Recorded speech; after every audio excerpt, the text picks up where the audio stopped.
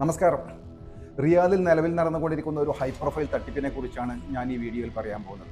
ഏകദേശം 3 മാസങ്ങൾക്ക് മുമ്പ് എൻ്റെ ഒരു സുഹൃത്ത് ഇവരുടെ കയ്യിൽ പെടുകയും നല്ലൊരു സംഖ്യ നഷ്ടപ്പെടുകയും ഉണ്ടായി. എന്നാൽ ഇതൊരു ഒറ്റപ്പെട്ട സംഭവമായിരിക്കുമെന്നും ഇത് കൂടുതൽ വ്യാപകമായിട്ട് മുമ്പ് കേട്ടിട്ടില്ലാത്തതിനാലും അദ്ദേഹം കംപ്ലൈൻറ്റ് ചെയ്യുകയോ അല്ലെങ്കിൽ കൂടുതൽ ആളുകളുമായി ഷെയർ ചെയ്യുകയോ ചെയ്തിരുന്നില്ല.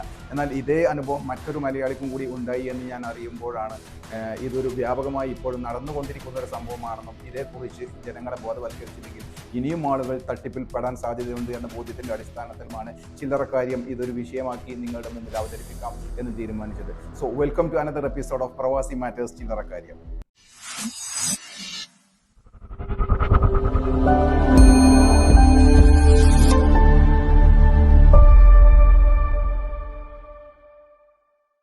അപ്പം നടന്ന സംഭവം ഞാൻ അതേപോലെ തന്നെ പറയുന്നത് കൊണ്ട് വീഡിയോ ഒരുപക്ഷെ അല്പം ലഗ്ഗിയായേക്കാം. ക്ഷമയുള്ളവരും അറിയാൻ താല്പര്യമുള്ളവരും മുഴുവനായിട്ട് കാണുക. നടന്ന സംഭവം ഇങ്ങനെയാണ്. കഴിഞ്ഞ 2 ആഴ്ച മുമ്പ് ഞാനും എൻ്റെ കുറേ സുഹൃത്തുക്കളും അൽമാസിൽ ബ്രേക്ക്ഫാസ്റ്റ് കഴിച്ചുകൊണ്ടിരിക്കുമ്പോഴാണ് ഞങ്ങൾ തന്നെ എക്സ്പെക്റ്റ് ചെയ്യുന്ന മറ്റൊരു സുഹൃത്ത് ഞങ്ങളോട് കൂടെ ജോയിൻ ചെയ്യാൻ വരുന്നതും അദ്ദേഹം വന്ന പാടനെ ബ്രേക്ക്ഫാസ്റ്റിന് ഇരിക്കുന്നതിന് മുമ്പ് എംപോറിയോ അർമാനിയുടെ ഒരു കാർഡ്, വിസിറ്റിംഗ് കാർഡ് കാണിച്ചിട്ട്, ബിസിനസ് കാർഡ് എന്നെ കാണിച്ചിട്ട് ചോദിച്ചു, അബൂബക്കർ ഈ കാർഡ് കണ്ടിട്ട് എന്തെങ്കിലും തോന്നുന്നുണ്ടോ എന്ന് ചോദിച്ചു. ഞാൻ കണ്ണട വെക്കാത്തത് കാരണം എനിക്കത് മുഴുവനായി വായിക്കാൻ കഴിഞ്ഞില്ല. ഞാൻ ആ കാർഡ് നോക്കിയിട്ട് എംപോറിയോ അർമാനി എനിക്ക് വായിക്കാൻ കഴിഞ്ഞു. ഞാൻ പറഞ്ഞു, ഈ കാർഡ് എൻ്റെ വാച്ചിയ ബ്രാൻഡാണ്, അതല്ലാതെ മറ്റൊന്നും എനിക്കറിയില്ല എന്ന് പറഞ്ഞപ്പോൾ തൊട്ടിപ്പുറത്തിരിക്കുന്ന മറ്റൊരു സുഹൃത്ത് ആ കാർഡ് പിടിച്ച് വാങ്ങിയിട്ട് പറഞ്ഞു, നീ പറയല്ലേ ഞാൻ പറയാം എന്ന് പറഞ്ഞ് അദ്ദേഹം ആ കാർഡ് വാങ്ങിയിട്ട് എംപോറിയോ അർമാനി മുഖേന നമ്മുടെ ഒരു സുഹൃത്ത്, ആ സുഹൃത്തിൻ്റെ പേര് അദ്ദേഹം പറഞ്ഞു എനിക്കറിയാവുന്ന ആളാണ്, പക്ഷേ ഇവിടെ പറയാൻ പറ്റില്ല, പിന്നെ അദ്ദേഹത്തിന് പറ്റിയ ഒരു അമളിയെക്കുറിച്ച് ഞാൻ പറഞ്ഞു തരാം എന്ന് പറഞ്ഞ് എംപോറിയോ അർമാനിയുടെ ഡിസൈനറാണ് എന്ന് ക്ലെയിം ചെയ്യുന്ന ഒരു ഇറ്റലിക്കാരനായ ഒരാൾ നടത്തിയ തട്ടിപ്പിനെ കുറിച്ചാണ് ഞാൻ പറയാൻ പോകുന്നത്. തട്ടിപ്പ് ഇങ്ങനെയാണ്. ഒരു ദിവസം നമ്മുടെ ഈ തട്ടിപ്പിനിരയായ വ്യക്തി വെള്ളിയാഴ്ച ആളൊഴിഞ്ഞ സമയത്ത് റോഡിലൂടെ നടക്കുന്ന സമയത്ത് അദ്ദേഹത്തിൻ്റെ വണ്ടിയുടെ അടുത്തേക്ക് എവിടെയോ നടന്നു നീങ്ങുന്നതിൻ്റെ ഇടയിലാണ് ഇറ്റലിക്കാരൻ എന്ന് അദ്ദേഹം പറയുന്നു, വിശ്വസിക്കുന്ന രീതിയിലുള്ള യൂറോപ്യൻ നെറ്റ്വെയറാണ് അദ്ദേഹത്തിനുള്ളത്. ഒരു ട്രോളി ബാഗും പിടിച്ച് എംപോറിയോ അർമാനിയുടെ ജാക്കറ്റും വാച്ചും എല്ലാം ധരിച്ച് അദ്ദേഹം നടന്നു വരുന്നു. ഈ ആളെ കണ്ടപ്പോൾ, നമ്മുടെ സുഹൃത്തിനെ കണ്ടപ്പോൾ വിളിച്ച് അടുത്ത് വന്ന് സംസാരിക്കുന്നു. എനിക്ക് എയർപോർട്ടിലേക്ക് പോകണം, ഒരു ടാക്സി വിളിച്ച് തരാമോ എന്ന് ചോദിക്കുന്നു. ഇംഗ്ലീഷിലാണ് സംസാരം. ടാക്സി വിളിക്കാം എന്ന് പറഞ്ഞ് ടാക്സി കിട്ടുന്ന മെയിൻ റോഡിലേക്ക്, ഇത് മെയിൻ റോഡിൽ വെച്ചിട്ടല്ല, അല്പം മാറിയിട്ടാണ്, ഇതും ഒരുപക്ഷെ അവരുടെ ടാക്ടിക്കായിരിക്കും. അപ്പം മെയിൻ റോഡിലേക്ക് നടന്ന് നീങ്ങുന്നതിൻ്റെ ഇടയിൽ അദ്ദേഹം കാര്യങ്ങളൊക്കെ ചോദിച്ചറിഞ്ഞു, എന്താണ്, എവിടെയാണ് ജോലി, കാര്യങ്ങളെന്നൊക്കെ ചോദിക്കുന്നു, നിന്ന് സംസാരിക്കുന്നു, പരിചയപ്പെടുന്നു. ഞാൻ എംപോറിയോ അർമാനിയുടെ ഡിസൈനറാണെന്നും ഇവിടെ ഒരു എക്സിബിഷൻ വന്നതാണെന്നും എക്സിബിഷൻ കഴിഞ്ഞ് 2 ദിവസമായി റിയാദൊക്കെ ഒന്ന് കണ്ടതിന് ശേഷം നാട്ടിലേക്ക് മടങ്ങാൻ നിൽക്കുകയാണെന്നും എന്നൊക്കെ പറഞ്ഞ് അദ്ദേഹത്തോട് ഒരു ഇമോഷണൽ നല്ലൊരു ക്ലോസ് ബന്ധം സൃഷ്ടിക്കുന്നു.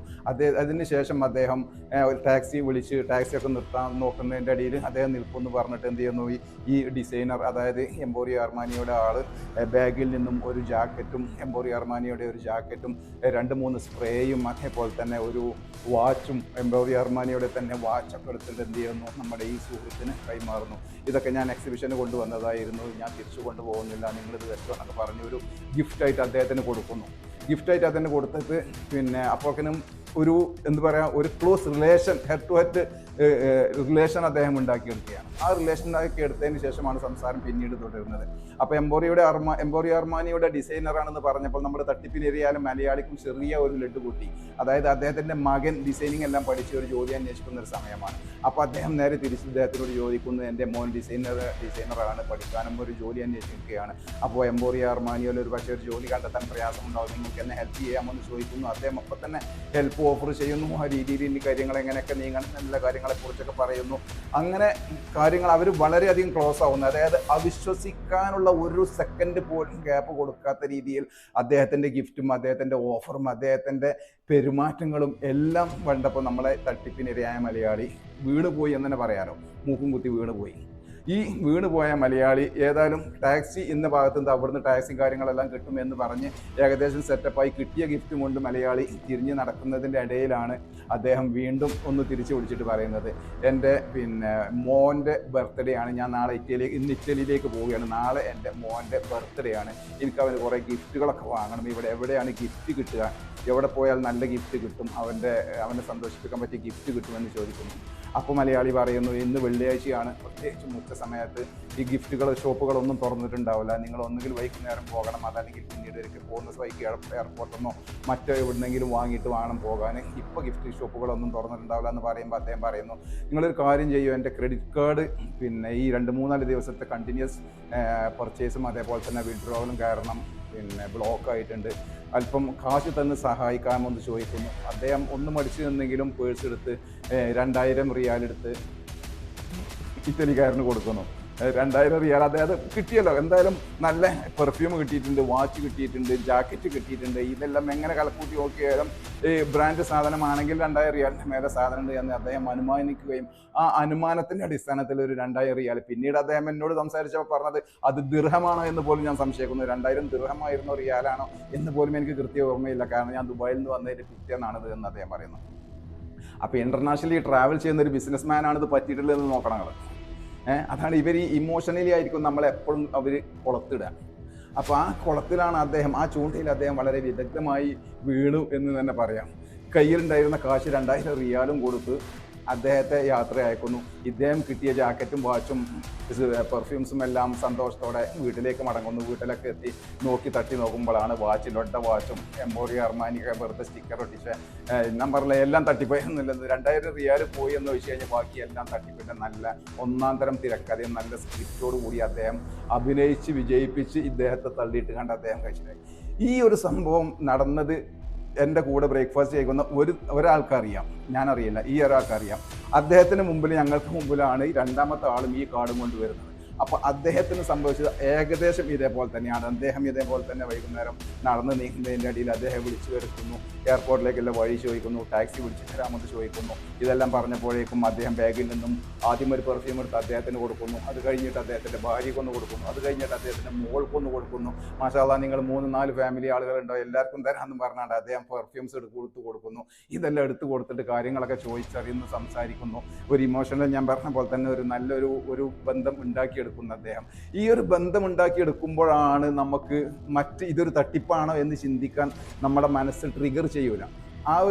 അത് കത്തൂല നമുക്ക് പെട്ടെന്ന് ഇത് തട്ടിപ്പാണ് എന്നുള്ളത്. കാരണം അതിൻ്റെ മുമ്പ് അവർ നമ്മളെ ഇമോഷണലി കീഴ്പ്പെടുത്തി കഴിഞ്ഞിട്ടുണ്ടാവും. പിന്നീട് നമുക്കിതൊന്ന് ചിന്തിക്കാനോ അല്ലെങ്കിൽ ഇത് തട്ടിപ്പാണോ എന്നൊരു നിമിഷമെങ്കിലും ഒന്ന് കത്താനോ അല്ലെങ്കിൽ അവരുടെ കൂടെ ഒരു സെൽഫി എടുത്ത് ഇവൻ്റെ ഒരു ഫോട്ടോ എടുത്ത് നോക്കട്ടെ ഇങ്ങനെയൊന്നും തോന്നാൻ നമുക്ക് ഒരു സെക്കൻഡ് ഗ്യാപ്പ് തരാത്ത രീതിയിലായിരിക്കും ഇവരുടെ സംസാരം. തട്ടിപ്പുകാരറിയാലേ എന്ത് കഴിഞ്ഞാലും അവർ ആ കാര്യത്തിൽ അഗ്രഗണ്യരായിരിക്കും.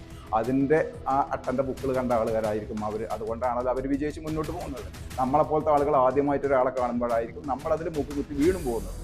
അപ്പോൾ ഇദ്ദേഹത്തിന് കുറച്ച് കഴിഞ്ഞപ്പോൾ ഇദ്ദേഹത്തിന് അതായത് 3 പെർഫ്യൂമും കൊടുത്ത് പോകുന്നതിൻ്റെ അടിയിൽ തിരിച്ച് നടക്കാമെന്ന് ഉദ്ദേശിക്കുമ്പോഴാണ് വിളിച്ച് ചോദിക്കുന്നത്, നിങ്ങളുടെ കയ്യിൽ കാശ് എന്തെങ്കിലും ഉണ്ട്? എൻ്റെ ക്രെഡിറ്റ് കാർഡ് ബ്ലോക്ക് ആയിട്ടുണ്ട്, ഇനി എനിക്ക് എയർപോർട്ടിൽ പോകാനുള്ള ടാക്സിക്ക് കാശ് വേണം, അത് കഴിഞ്ഞ് എനിക്ക് ചെറിയ ഗിഫ്റ്റുകളെല്ലാം വാങ്ങി നാട്ടിലേക്ക് പോകണം, അതിനുള്ള കാശില്ല, 1000 റിയാൽ തരാമോ എന്നാണ് പിന്നത്തെ ചോദ്യം. അപ്പോൾ നമ്മുടെ പുതിയ സുഹൃത്ത് പറയുന്നു, എൻ്റെ കയ്യിൽ കാശൊന്നുമില്ലാതെ. എടുത്തേക്കത് അദ്ദേഹം ചോദിക്കാൻ, നിങ്ങൾ കണ്ടിട്ട് നല്ല മാന്യന്മാരായിട്ട് തോന്നുന്നുണ്ടല്ലോ, നിങ്ങളുടെ കയ്യിൽ 1000 റിയാൽ എടുക്കാല്ലേ എന്നായി തട്ടിപ്പുകാരൻ ഇങ്ങോട്ടാണ് ചോദിക്കുന്നത്.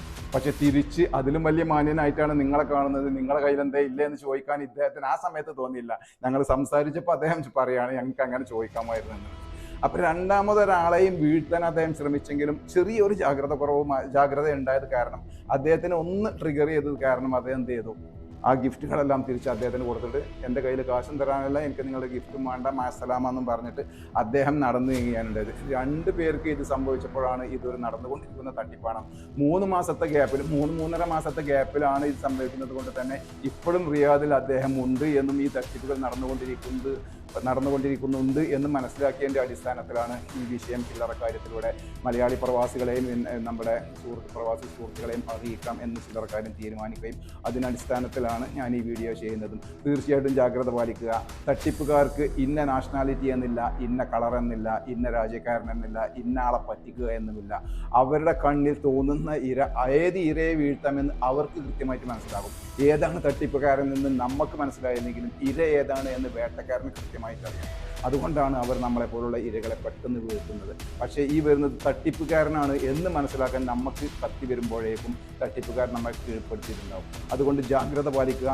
ഒരുപക്ഷെ ഇനി അദ്ദേഹം എംപോറിയോ അർമാനി വിട്ട് അദ്ദേഹം വല്ല ലൂയിസ് വിറ്റോണി അല്ലെങ്കിൽ മറ്റേതെങ്കിലുമൊക്കെ പിന്നെ ബ്രാൻഡുകളുമായിട്ടായിരിക്കും അദ്ദേഹം വരിക. ഏത് ബ്രാൻഡാണെങ്കിലും ഒരു കാര്യം, ആദ്യം തട്ടിപ്പിനെതിരെയായുള്ള അത്യാവശ്യം എഡ്യൂക്കേറ്റഡും എല്ലാ കാര്യങ്ങളായിട്ടുള്ള ബിസിനസ്സുകാരനായിട്ടുള്ള അദ്ദേഹം എന്നോട് ലാസ്റ്റ് പറയുകയാണ്, ആരെങ്കിലും നിമിഷ നേരം കൊണ്ട് നമ്മളോട് അർജൻറ്റ് ബേസിസിൽ നമ്മുടെ കാശായിട്ടാണ് ആവശ്യപ്പെടുന്നതെങ്കിൽ തീർച്ചയായിട്ടും അതൊരു തട്ടിപ്പായിരിക്കും.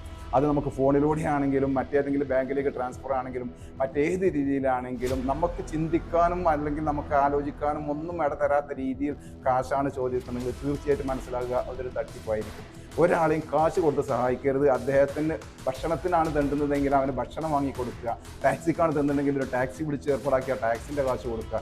സാമൂഹ്യ പ്രതിബദ്ധതയും നമ്മുടെ സന്മനസ്ക സഹായിക്കാനുള്ള നമ്മുടെ മനസ്സിലെയും പലപ്പോഴും പല തട്ടിപ്പുകാരും ചൂഷണം ചെയ്യും. മലയാളികൾക്ക് കൂടുതലും പെടാനുള്ള ഒരു കാരണം സാധ്യതയും അതുകൊണ്ട് തന്നെയാണ്. തീർച്ചയായിട്ടും ജാഗ്രത പാലിക്കുക. എംപോറിയോ അർമാനി പോലുള്ള ബ്രാൻഡുകളായിരിക്കാം ഒരു പക്ഷേ ഇതേപോലെ തന്നെ വന്ന് മറ്റേതെങ്കിലും രീതിയിൽ നിങ്ങൾക്ക് മറ്റെന്തെങ്കിലും ഓഫർ ചെയ്തിട്ടായിരിക്കാം. എന്തായാലും ഈ പറയുന്ന നിങ്ങളും ഞാനും ജാഗ്രത പാലിച്ചില്ലെങ്കിൽ കയ്യിലുള്ള കാശും പോവും, ഒരു പക്ഷേ മറ്റേതെങ്കിലും അപകടത്തിലും പെടാം. ജാഗ്രത പാലിക്കുക. നന്ദി, നമസ്കാരം.